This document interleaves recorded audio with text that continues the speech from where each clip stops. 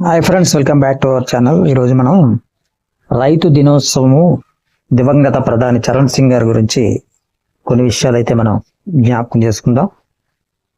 ఉత్తర భారతదేశంలో తొలి కాంగ్రెసేతర ప్రభుత్వ ఏర్పాటు అనేది చరణ్ సింగ్ గారి ప్రభుత్వంలో జరిగింది.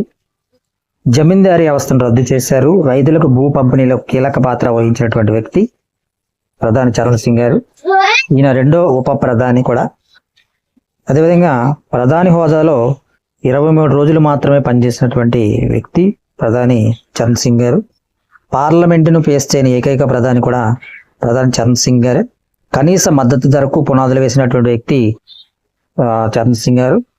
అదేవిధంగా ఈరోజు మనం డిసెంబర్ 23న ప్రధాని చరణ్ సింగ్ గారి జయంతి మూలంగా మనం రైతుల దినోత్సవం అయితే మాత్రం జరుపుకుంటూ ఉంటున్నాము. Thank you very much.